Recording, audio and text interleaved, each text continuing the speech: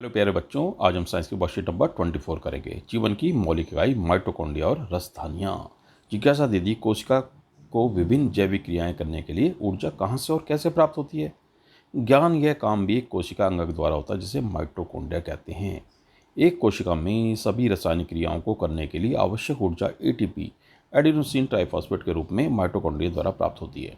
Mitochondria ATP का उत्पादन कर कोशिका को ऊर्जा प्रदान करता है, इसलिए इसे कोशिका का ऊर्जा संयंत्र, बिजली घर, पावर हाउस भी कहते हैं।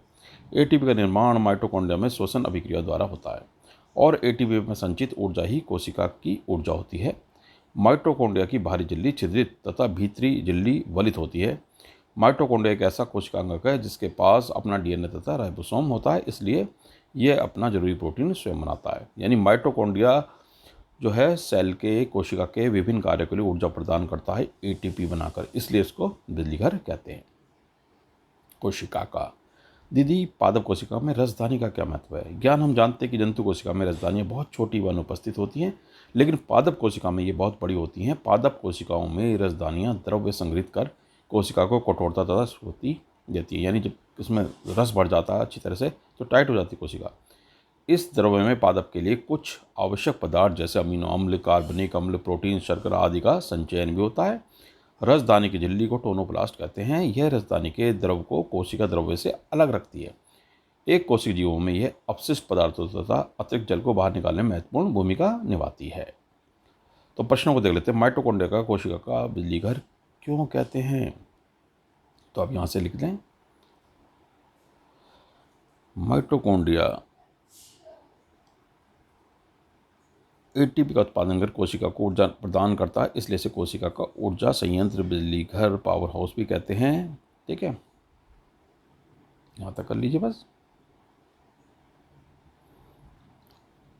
कोशिका कोई एक कार्य बताइए जिसके लिए उसे ऊर्जा की आवश्यकता करती है समस्त रासायनिक अभिक्रियाओं के लिए, लेकिन आप सिंपल इसमें लिख दें प्रोटीन सिंथेसिस, यानी प्रोटीन का निर्माण। रसदानी किस कोशिका का महत्वपूर्ण अंग है? रसदानी की झिल्ली का नाम लिखो। तो रसदानी पादप कोशिका का महत्वपूर्ण अंग है। ठीक है, और इसका नाम आप लिख दें टोनोप्लास्ट। रसदानी की, ठीक है, पहले लिखें पादप कोशिका का महत्वपूर्ण अंग है, फिर लिखें टोनोप्लास्ट। रसदानी की झिल्ली को टोनोप्लास्ट कहते हैं। एटीपी का पूरा नाम लिखिए। तो एटीपी का पूरा नाम यहाँ से लिख सकते हैं आप, एडेनोसिन ट्राइफॉस्फेट। पादप के लिए आवश्यक रसदानी में उपस्थित कोई 3 पदार्थों के नाम लिखिए।